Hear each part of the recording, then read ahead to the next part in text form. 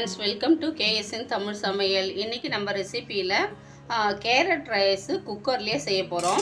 அதை எப்படி செய்யலான்றதை பார்க்கலாம். அதுவும் பாசுமதி அரிசியில் செய்யலாம், ரொம்ப சூப்பராக இருக்கும். அதுக்கு 1 கப் பாசுமதி அரிசியை கழுவிட்டு ஒரு 20லேருந்து 25 நிமிஷம் ஊற வச்சுக்கலாம். நம்ம முதல்லையே பாசுமதி அரிசியை மட்டும் முதல்லையே நல்லா கழுவிட்டு அதுக்கப்புறம் ஊற வச்சிடணும். அதுக்கப்புறம் கழுவக்கூடாது, அரிசி உடையும். இப்போ இது 2 முறை வாஷ் பண்ணிவிட்டு ஊற வச்சிடலாம். இப்போது ரைஸ் தாளிச்சிடலாம். ஒரு 3 ஸ்பூன் ஆயில் விட்டுக்கலாம். இப்போ 1 ஸ்பூன் நெய் விட்டுக்கலாம். நீங்கள் நெய் வேணான்னாக்கா ஆயிலை கூட சேர்த்து விட்டுக்குங்க.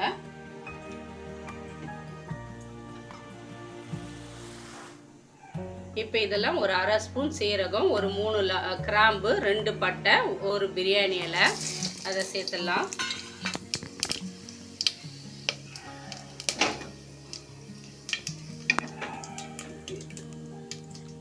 இப்போ இதில் 3 பச்சை மிளகாய், 2 பெரிய சைஸ் வெங்காயம் கட் பண்ணி வச்சுருக்கேன், அதை சேர்த்துடலாம்.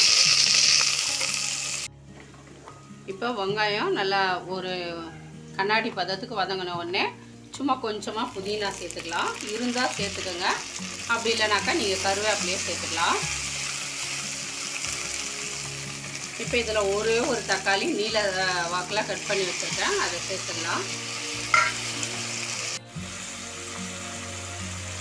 ஒரு 3/4 ஸ்பூன் இஞ்சி பூண்டு பேஸ்ட்டு.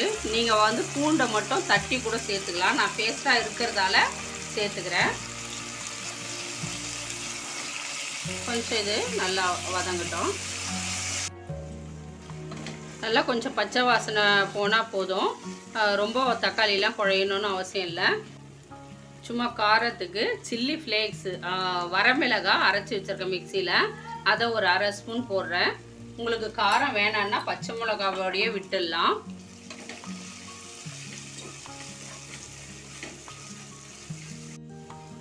இப்போ நம்ம 3 கேரட்டு துருவி வச்சுருக்கிறேன், அதை சேர்த்துடலாம். நீங்கள் எவ்வளோ அரிசி போடுறீங்களோ அதுக்கேற்ற மாதிரி கேரட் துருவிக்குங்க. இப்போ கேரட்டை ஒரு 2 நிமிஷம் அப்படியே வதக்கிடலாம். அவ்வளோதான், ஒரு 2 நிமிஷம் வதங்கிடுச்சு. இப்போ நம்ம தண்ணி சேர்த்துடலாம்.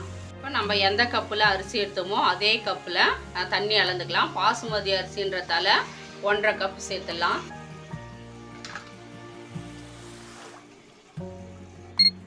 நீங்கள் ஆர்டினரி சாப்பாட்டு அரிசின்னாக்கா நீங்கள் 2 டம்ளர் வைக்கணும் ஒன்றுக்கு. இப்போ இது கொதிக்கட்டும். இப்போ நல்லா கொதிக்க ஆரம்பிச்சிருச்சு. நம்ம கழுவி வச்சுருக்கிற அரிசியை தண்ணி இல்லாமல் சேர்த்துடலாம். அவ்வளோதான், அரிசியை நல்லா மிக்ஸ் பண்ணி விட்டு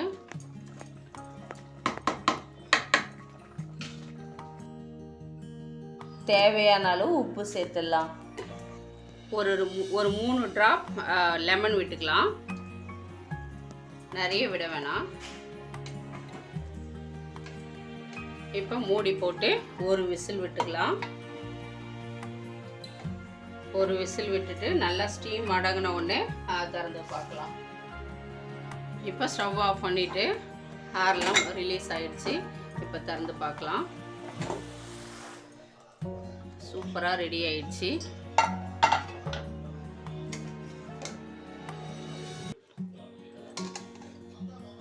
நல்லா பாருங்கள், பல சூப்பராக வந்துருக்குது. நல்லா கேரட் வாசனையோட. இதை குழந்தைங்களுக்கு ஒரு லஞ்ச் பாக்ஸ் ரெசிபியாக கூட கொடுத்து அனுப்பலாம். ரொம்ப சூப்பராக இருக்கும். குழந்தைங்க கேரட் சாப்பிடாத குழந்தைங்களுக்கு கூட லஞ்ச் பாக்ஸில் இது மாதிரி செய்து கொடுத்தாச்சா விரும்பி சாப்பிடுவாங்க.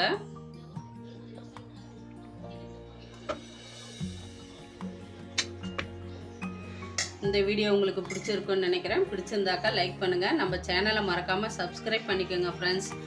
தேங்க்ஸ் ஃபார் வாட்சிங்.